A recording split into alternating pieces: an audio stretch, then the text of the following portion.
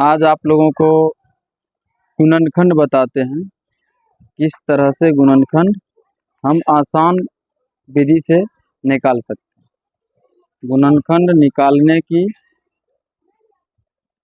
विधि देखिए, जैसे मान के चलिए कोई सवाल है आपके पास x² प्लस 5x है और प्लस 6 है।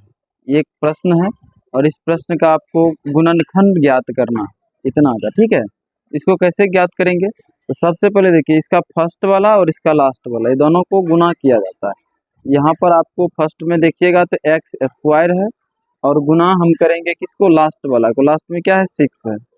6 और x² का मल्टीप्लिकेशन करेंगे, गुना करेंगे, ये 6x² आएगा।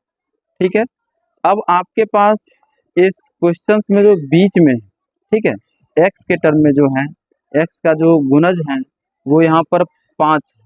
ठीक है, तो अब आपको सोचना है कि 5 को, ठीक है, आप कौन ऐसी दो संख्याओं के रूप में लिख सकते हैं जो जोड़ने पर आपको 5 आए और गुना करने पर आपको 6 आए। ठीक है, तो 5 को हम लिख सकते हैं 1 जोड़ 4, ठीक है, और क्या लिख सकते हैं हम? 2 जोड़ 3, और क्या लिख सकते हैं हम? 5 जोड़ 0। ठीक है, और माइनस वाला भी टर्म्स बहुत सारा आएगा तो उतना हमको नहीं लिखना है। ठीक है, अब इतना पे हमको चेक करना, चूंकि प्लस है, यहाँ पर प्लस है, इसलिए यहाँ पर हम चेक करेंगे। अभी दोनों का मल्टीप्लिकेशन करेंगे, 4 को और 1 को। तो 4 को 1 से गुना करेंगे तो ये 4 होगा। गुना कर रहे हैं यहाँ पर, आप लोग कहिएगा कि जोड़िएगा सर तो 5 आएगा। हम जोड़ नहीं रहे, गुना कर रहे हैं, तो गुना करेंगे तो 4 आएगा।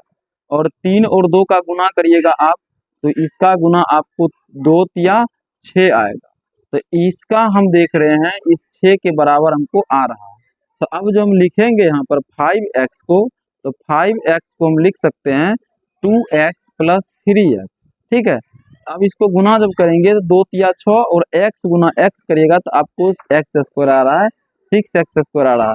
तो हमको यहाँ पर 5 को जो हम तोड़ेंगे वो 2x और 3x के रूप में तोड़ेंगे। ठीक है, तो सबसे पहले सवाल हम बना रहे हैं तो इसको हम हल लिख देंगे सॉल्व करने से पहले। अब लिखेंगे हम x² प्लस, अब ये 5 है तो हम 5 नहीं लिखेंगे, हम 5 को लिखेंगे 2x प्लस 3x। तो ठीक है, तो यहाँ पर हम 2x प्लस करेंगे 3x और लास्ट का टर्म क्या है? 6 है प्लस में। ठीक है, तो अब क्या करते हैं हम 2 का पेयर करते हैं आगे से। ठीक है, 2 का। अब इन दोनों टर्म्स में आप देखिएगा तो आपको कॉमन आउट करना है, मतलब ऐसी संख्या आपको कॉमन लेना है जो दोनों में। ठीक है, यानी कि वो ये दोनों संख्याएं सेम संख्या से डिवाइड हो, यानी कि उसमें भागा लग जाए। तो क्या दिखाई दे रहा है यहाँ पर? x अगर हम कॉमन आउट करते हैं तो x² से x कॉमन लेंगे तो यहाँ x बचेगा। ठीक, प्लस, और 2x से x कॉमन लेंगे तो यहाँ पर 2 बचेगा। ठीक है, अब यहाँ पर देखिए प्लस का चिन्ह है, यहाँ भी प्लस का चिन्ह है, तो प्लस हम कॉमन ले लेंगे। ठीक है, और 3 दोनों में कॉमन आ रहा है, 6 में भी और 3x में भी, तो 3 कॉमन लिए, यहाँ क्या बचेगा? x बचेगा। और 6 से कॉमन 3 लेंगे तो यहाँ पर 2 बचेगा। ठीक है, अब देखिए गुणनखंड आप कर लिए हैं तो इसका चेक करने का सबसे बेस्ट तरीका क्या है कि आपके पास जो ये कॉस्ट में है, ठीक है, ब्रैकेट के जो अंदर है, ये दोनों सेम होना चाहिए, तो आप मतलब सही गुणनखंड बना रहे हैं। ठीक है, तो अब देखिए यहाँ भी x+2 है और यहाँ भी x+2 है, तो यानी हमारा अभी तक का जो सॉल्व है वो सही जा रहा है। ठीक है, अब देखिए हम इसको पूरे को एक टर्म मानते हैं और इस पूरे को एक टर्म मानते हैं। ठीक है, अब दोनों टर्म्स में आप फिर देखिएगा तो सेम चीज कॉमन आ रहा है, इसमें भी x+2 कॉमन आ रहा है और इसमें भी x+2 कॉमन आ रहा है। तो हम यहाँ से x+2 कॉमन आउट कर लेते हैं। ठीक है, x+2 कॉमन किए तो यहाँ से क्या बचेगा? x बचेगा, और यहाँ से x+2 कॉमन लेंगे तो क्या बचेगा? यहाँ पर +3 बचेगा। तो आपका आंसर यहाँ पर गुणनखंड जो है x² प्लस 5x प्लस 6 का गुणनखंड x+2 इंटू x+3 है। ठीक है, उम्मीद करते हैं आप लोगों को समझ में आया होगा।